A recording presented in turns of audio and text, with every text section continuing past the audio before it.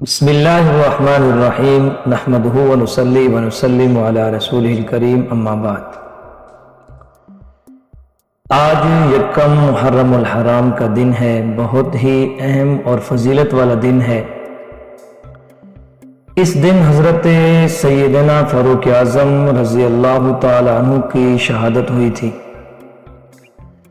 اور آج میں جناب سیدنا عمر فاروق رضی اللہ تعالی عنہ کے کچھ کارنامے اور دور فاروقی کے جو کارنامے اور انہوں نے جتنے یعنی کہ اللہ تعالیٰ نے ان کو صفات اور کمالات سے نوازا تھا، وہ کیسا گزرا ان کا دور حکومت، اس ٹاپک کے بعد واقع اشارہ بھی بیان ہوگا انشاءاللہ العزیز۔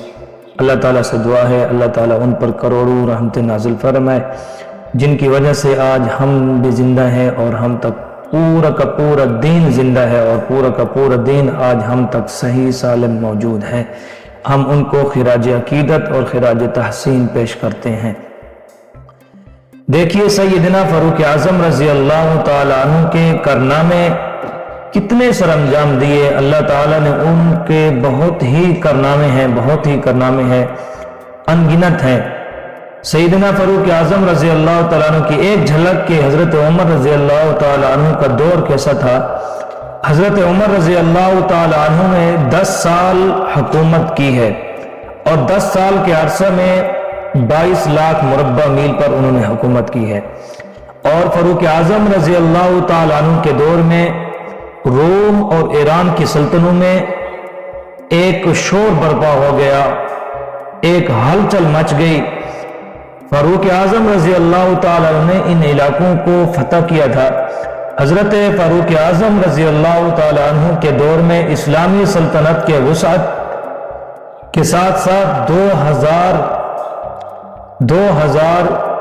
فاروق اعظم رضی اللہ تعالیٰ عنہ نے قرآن مجید کے نسخے لکھوائے اور دنیا میں بھیجے، کیونکہ اس وقت یہ مشینیں تو تھی نہیں جس کی وجہ سے فلاں بھی یعنی کہ ایڈیشن نکال رہا ہے، فلاں بھی نکال رہا ہے، فلاں بھی چھاپ رہا ہے۔ تو حضرت عمر رضی اللہ تعالیٰ عنہ نے اپنی قلمی نسخے تیار کروائے تھے۔ یہ دور فاروقی میں یہ اللہ تعالیٰ نے ان سے یہ کام لیا، اور اسی کے ساتھ ساتھ حضرت عمر رضی اللہ تعالیٰ عنہ نے 4000 مساجد تعمیرات کروائی تھی، اور حضرت عمر رضی اللہ تعالیٰ عنہ نے 900 ایسی مساجد تیار کروائی تھیں جن میں جمعہ اور عیدین پڑھی جاتی تھی۔ اور حضرت عمر رضی اللہ تعالیٰ عنہ نے مسجد کے اندر امام کا مقرر کرنا اور مؤذن کا جو تقرر ہوتا ہے، مؤذن جو اذان دیتا ہے اس کا تقرر کرنا، یہ بھی دور فاروقی میں کام ہوا ہے۔ خطیب کا تقرر کرنا، اور حضرت عمر رضی اللہ تعالیٰ عنہ کی خطیب اور مقرر اور اذان یہ جتنے بھی ہیں، یہ ان کی تنخواہیں مقرر کرنا، یہ بھی حضرت عمر رضی اللہ تعالیٰ عنہ کا کارنامہ ہے۔ یہ ان کی خدمت ہے، یہ ان کا احسان ہے۔ پھر یہاں سے بس نہیں، حضرت فاروق اعظم رضی اللہ تعالیٰ عنہ کے دور میں 36,000 بچوں نے قرآن پاک حفظ کیا تھا۔ آج بھی اللہ تعالیٰ کے کرم اور فضل سے کتنے لاکھوں مسلمان ہو رہے تھے۔ یہ اس دور کی بات ہے، حضرت فاروق اعظم رضی اللہ تعالیٰ عنہ کے دور میں 36,000 مسلمان 10 سال میں حضرت عمر رضی اللہ تعالیٰ عنہ نے یہ بچوں نے حفظ قرآن مکمل کیا تھا۔ اور اس کے بعد حضرت عمر رضی اللہ تعالیٰ عنہ کا ایجاد کردہ جو محکمات ہیں وہ کیا ہیں؟ یہ ڈاک خانہ جو ہوتا ہے، ایک کو خط دینا دوسرے کی طرف بھیجنا، یہ بھی حضرت عمر رضی اللہ تعالیٰ عنہ نے ایجاد کروایا تھا۔ اور اسی کے ساتھ ساتھ حضرت سیدنا فاروق اعظم رضی اللہ تعالیٰ عنہ کو خوف الہی دیکھیں وہ کتنا تھا، کہ وہ ایسے سوچتے تھے کہ اگر دریا کے کنارے پر ایک کتا پیاسا مر گیا تو حضرت عمر سے یہ سوال کیا جائے گا۔ اتنا یعنی کہ خوف الہی۔ آج کسی کو پڑوسی کا پتہ بھی نہیں ہوتا کہ پڑوسی گھر میں کیا ہو رہا ہے کیا نہیں ہو رہا، اتنا بھی پتہ نہیں کیا جاتا۔ اللہ تعالی ہمیں عمل کرنے کی توفیق عطا فرمائے۔ اور دور فاروقی میں اتنا یعنی کہ اللہ تعالیٰ نے ان کا خوف اور ان کا دبدبہ جو ان کا اتنی حکومت تھی کہ شیر اور بکریاں اور باقی جتنے جانور تھے یہ بھی اکٹھے چرا کرتے تھے۔ ایک دن ایک بچہ آیا، امی کو کہتا ہے امی آج فلاں شہر میں ایک بکری کھا گیا، ایک بکری کو کھا گیا۔ ماں کی چیخ نکل گئی، تڑپتی رہی، باپ نے بھی اظہار افسوس کیا، اور حضرت عمر رضی اللہ تعالی عنہ وہ سمجھ گئے تھے کہ حضرت عمر رضی اللہ تعالی عنہ آج دنیا میں نہیں رہے، آج دنیا سے چلے گئے، جس کی وجہ سے جاتے ہوئے بھی شیر نے بکری پر حملہ کر دیا۔ حضرت عمر رضی اللہ تعالیٰ عنہ کی موجودگی میں شیر اور بکری کی جرت نہیں ہوتی تھی کہ شیر بکری کو کھا جائے، بھیڑیا بکری کو کھا جائے، اتنی بھی جرت نہیں تھی۔ حضرت عمر رضی اللہ تعالیٰ عنہ کا اتنا رعب اور دبدبہ تھا۔ اور اسی کے ساتھ ساتھ حضرت عمر رضی اللہ تعالیٰ عنہ نے جو حضرت عمر رضی اللہ تعالیٰ عنہ ایک دن ذی الحجہ کا حضرت عمر رضی اللہ تعالیٰ عنہ حج میں جا رہے تھے، میدان عرفات میں بیٹھے ہوئے ہیں، دیکھ رہے ہیں رات کو چاندنی رات ہو رہی ہے، اور وہ دیکھ رہے ہیں چاند کو مخاطب کر رہے ہیں کہ یہ بھی حضرت عمر کی زندگی بھی چاند جیسی ہے۔ کیا مطلب کہ ایک دن چاند نکلتا ہے اور دوسرے دن یہ بڑا ہوتا جوان ہوتا ہے، شباب ہو جاتی ہے۔ اور حضرت عمر رضی اللہ تعالیٰ عنہ بھی کہتے ہیں میں ایک دن بچہ تھا، پھر حضور کا امتی بن گیا، پھر حضور کا غلام بن گیا، پھر صحابہ کا امام بن گیا، پھر ایسا وقت ہوا کہ میں اب بڑھاپے میں ہوں اور اب میں ضعیف ہوں۔ ایسے ہی چاند ہوتا ہے کہ چاند بھی 14ویں رات 15ویں رات کے بعد یہ ایسے ہی بوڑھا ہوتا جاتا رہتا ہے۔ اور اسی وقت اپنے آپ کو مخاطب کر کے کہہ رہے ہیں کہ آپ کا وقت بھی ایک قریب ہے کہ حضرت عمر رضی اللہ تعالیٰ عنہ دنیا سے چلے جائیں گے۔ یہ حضرت عمر رضی اللہ تعالیٰ عنہ نے ایک اپنے آپ کو خطاب کیا کہ عمر کی زندگی بھی چاند جیسی زندگی ہے۔ پھر اسی وقت حضرت عمر رضی اللہ تعالیٰ عنہ یہ کعبے کی چوکھٹ پر جاتے ہیں اور دعا کرتے ہیں اللہم انی اسألک شہادتا فی سبیلک واجعل موتی فی بلد حبیبک محمد صلی اللہ علیہ وسلم۔ اے اللہ مجھے شہادت کی موت عطا کرنا اور جناب محمد رسول اللہ صلی اللہ علیہ وسلم اپنے محبوب کے شہر میں مجھے موت عطا کرنا۔ ایک بادشاہ ہو کر، ایک حکومت سنبھال کر یہ دعا کر رہا ہے کہ مجھے مدینہ میں اور اپنے محبوب کے قدموں میں مجھے موت عطا کرنا، مجھے موت عطا کرنا۔ یہ کیسے ہو سکتا ہے؟ حضرت عمر رضی اللہ تعالیٰ نے خود بادشاہ ہیں اور یہ دعا مانگ رہے ہیں۔ کتنی آج ہم نہ شہادت کی موت مانگتے ہیں اور نہ ہی مدینہ طیبہ کی موت مانگتے ہیں۔ اللہ تعالیٰ اس پر بھی عمل کرنے کی توفیق عطا فرمائے۔ سیدنا فاروق اعظم رضی اللہ تعالیٰ عنہ کا شہادت، حضرت عمر رضی اللہ تعالیٰ عنہ کو جب شہادت کا یقین ہوا، وہ کیسا ہو گیا تھا ان کو یقین؟ ایک دن پہاڑ پر کھڑے ہوئے جناب سیدنا محمد رسول اللہ صلی اللہ علیہ وسلم نے یہ دیکھا کہ پہاڑ ہل رہا ہے اور اسی کو پہاڑ کو پاؤں مارا۔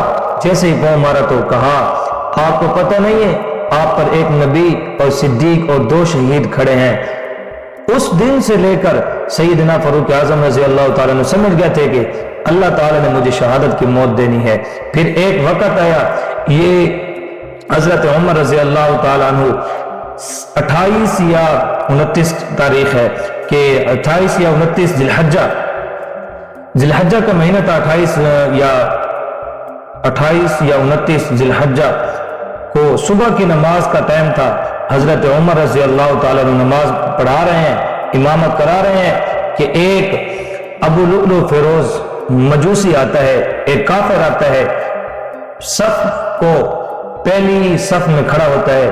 جیسے ہی پہلی صف میں کھڑا ہوتا ہے، امام نماز پڑھا رہا ہوتا ہے، اسی درمیان اس نے خنجر نکالا اور زہر آلود خنجر نکال کر حضرت عمر رضی اللہ تعالی عنہ کو وار کیا اور 7 جگہوں پر وار کیا، اور حضرت عمر رضی اللہ تعالی عنہ اس وقت زمین پر گر گئے اور اسی وقت آپ نے اشارہ کیا حضرت عبد الرحمن بن عوف رضی اللہ تعالیٰ عنہ کہ آپ آئیے اور باقی نماز مکمل کر لیے۔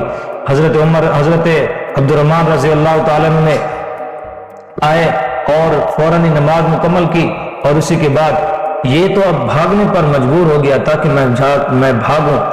ابو لؤلؤ فیروز مجوسی یہ بھاگنے لگا کیونکہ صفیں اتنی زیادہ تھی کہ وہ بھاگ بھی نہیں سکتا تھا۔ جہاں بھی جاتا حضرات صحابہ اکرام رضوان اللہ تعالیٰ علیہ مجمعین کندھے کے سن کندھے کے ساتھ ملا کر کھڑے ہوئے تھے، یہ باہر نہیں نکل سکتا تھا۔ ایک صحابہ اکرام رضوان اللہ تعالیٰ علیہ مجمعین نے جیسے نماز ختم ہوئی، ایک صحابی نے بڑی چادر لے کر ایسے اس پر پھینکی، اور جیسے ہی وہ اس کے نیچے آیا اور اس نے اپنے آپ کو قتل کر دیا، اپنے آپ کو خودکشی کر لی، اپنے آپ کو مار دیا اس خنجر علود سے۔ اور اسی وقت جب 70 صحابہ اکرام رضوان اللہ تعالیٰ علیہ مجمعین بھی اسی وقت زخمی ہوئے تھے، اور اس کے بعد 7 صحابہ اکرام رضوان اللہ تعالیٰ علیہ مجمعین اسی یوم یکم محرم الحرام کو انہوں نے بھی جام شہادت پی ہے۔ اور اسی وقت پھر حضرت عمر رضی اللہ تعالیٰ عنہ نے پوچھا کہ میرا قاتل کون ہے؟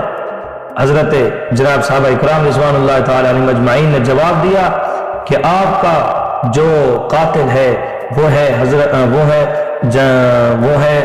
ابو لؤلؤ فیروز مجوسی۔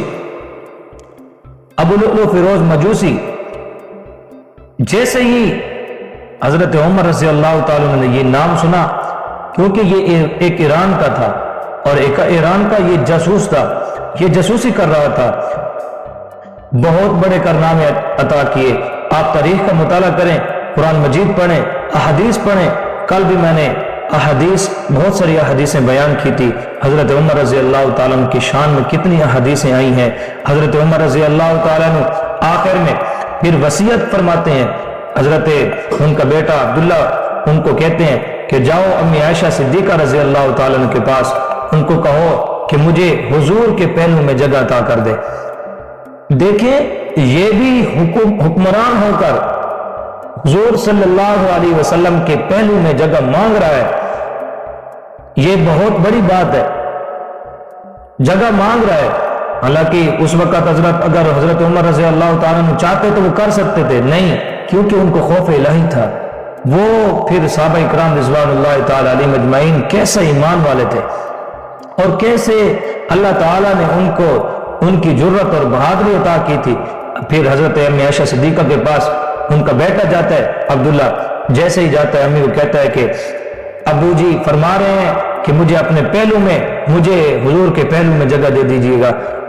امی عائشہ صدیقہ رضی اللہ تعالیٰ عنہ نے فرمایا کہ میں آج کیوں نہ احسان کروں حضرت عمر پر، کیونکہ مجھ پر جب منافق بدماش ٹولے نے تہمت لگائی تھی، اس وقت بھی حضرت عمر رضی اللہ تعالیٰ عنہ نے میرا دفاع کیا تھا۔ اس وقت کہا تھا کہ سبحانک ھذا بہتان عظیم، یہ بہت بڑا، پاک ہے تیری ذات کہ یہ بہت بڑا جھوٹا الزام ہے، بہتان ہے۔ اس وقت انہوں نے میرا دفاع کیا تھا۔ آج میں حل جزاء الاحسان الا الاحسان کا بدلہ میں چکانا چاہتی ہوں کہ میں حضرت عمر رضی اللہ تعالیٰ عنہ کو اپنی جگہ، میں تو جنت البقیع میں یا کسی اور جگہ پر مدفون ہو جاؤں گی، لیکن حضرت عمر رضی اللہ تعالیٰ عنہ کو یہ جگہ دیتی ہوں کہ وہ اب روضہ رسول میں حضور کے ساتھ سو جائے۔ اور آج تک جناب حضرت سیدنا عمر فاروق رضی اللہ تعالیٰ عنہ روضہ میں حضرت محمد رسول اللہ صلی اللہ علیہ وسلم کے پہلو میں موجود ہیں۔ آج تک شیطان، کالا شیطان، جو بھی شیطان ہے وہ آج تک روضہ رسول تک نہیں جا سکتا، کیونکہ عمر کا پہرا آج بھی موجود ہے۔ عمر کا کل بھی میں نے حدیث بیان کی تھی کہ حضرت عمر جہاں بھی موجود ہوتے ہیں، حضرت عمر رضی اللہ تعالیٰ عنہ جس راستے سے جا رہے ہوتے ہیں اس راستے میں شیطان بھاگ جاتا ہے۔ تو اس سے معلوم ہوتا ہے کہ آج بھی روضہ رسول میں جب وہ موجود ہیں تو شیطان نہیں جا سکتا۔ وآخر دعوانا ان الحمدللہ رب العالمین۔